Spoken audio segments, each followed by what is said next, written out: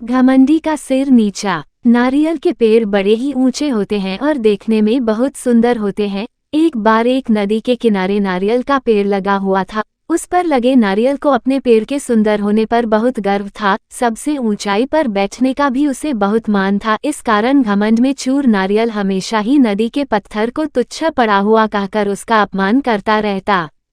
एक बार एक शिल्पकार उस पत्थर को लेकर बैठ गया और उसे तराशने के लिए उस पर तरह तरह से प्रहार करने लगा। ये देख नारियल को और अधिक आनंद आ गया। उसने कहा, ए पत्थर, तेरी भी क्या जिंदगी है। पहले उस नदी में पड़ा रहकर इधर उधर टकराया करता था और बाहर आने पर मनुष्य के पैरों तले रौंदा जाता था, और आज तो हद ही हो गई। ये शिल्पी तुझे हर तरफ से चोट मार रहा है और तू पड़ा देख रहा है। अरे, अपमान की भी सीमा होती है। कैसी तुच्छ जिंदगी जी रहा है। मुझे देख कितने शान से इस ऊंचे वृक्ष पर बैठता हूँ। पत्थर ने उसकी बातों पर ध्यान ही नहीं दिया। नारियल रोज इसी तरह पत्थर को अपमानित करता रहता।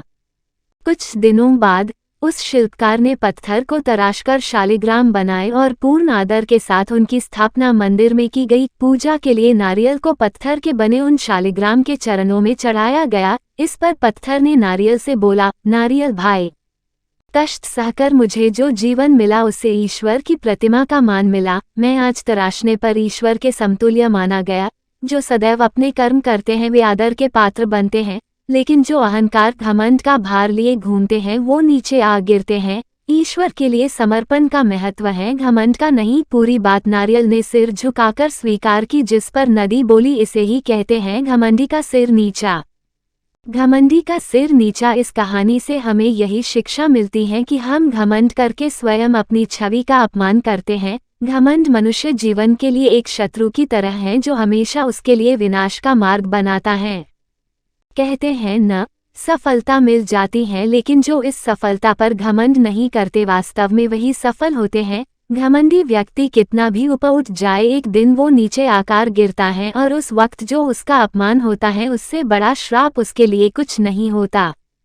घमंड एक ऐसा भाव है जिसमें मनुष्य कब फंस जाता है उसे इसका भान तक नहीं रहता। इसलिए सदैव अपने जीवन का अवलोकन करना चाहिए। अपने आप को कटघरे में खड़ा कर खुद अपनी करनी, अपने बोले हुए शब्दों का निष्पक्ष न्याय करना चाहिए। और अगर आप खुद को दोषी पाते हैं तो गलती को स्वीकार करें और समय रहते उस गलती के लिए क्षमा मांगे। घमंडी का सिर नीचा। यह मुहावरे की कहानी आपको कैसी लगी?